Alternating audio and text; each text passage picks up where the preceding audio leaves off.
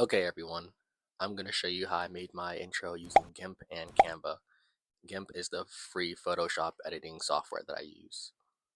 So once you have your image, the first thing you're going to do is just have the background.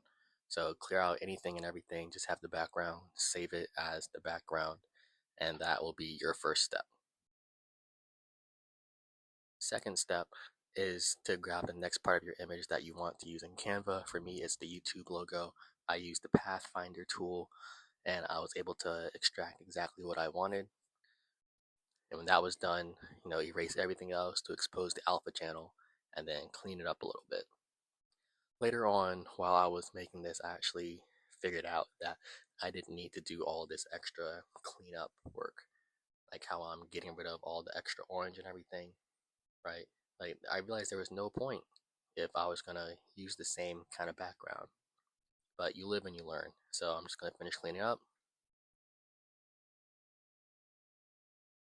get rid of everything else, and then boom, now all I have to do is just save my YouTube logo. And then I went on to the bell. I started to use the Pathfinder tool, but I decided that the different tool was the fuzzy select tool would be a little bit better. Fuzzy select tool is the tool that selects images and you click or drag on them, and GIMP kind of like estimates what you're trying to save. So I just see I did that, and now I'm cleaning it up again. So I just made the canvas size a little bit smaller, and I was like, you know what, forget it. I'm gonna just keep it and hope that little bits of orange don't mess me up.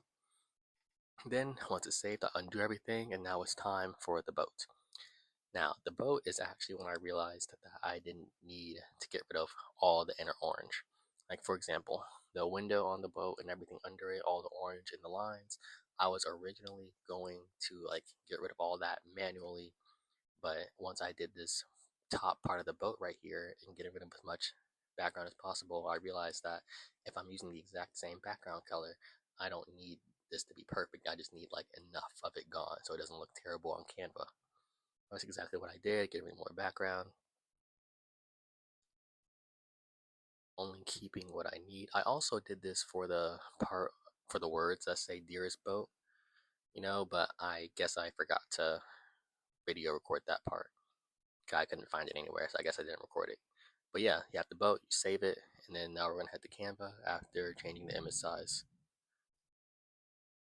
Okay, so the thing with Canva is that I actually forgot to record this part too. I'm sorry. So just a quick general breakdown of what's going on. I put on the background separately. I put everything on as layers. The bell, the boat, the Earth belt background, everything on as layers, right? I can show you some of the quick animations that I put on. And then I'm using the free version of Canva too. I'm not paying for it. So I had the tectonic, basically drift to the left for the dearest boat. And for the boat itself and the bell, I had the drift, right? But coming from the opposite directions, or like they're coming to meet in the middle, right?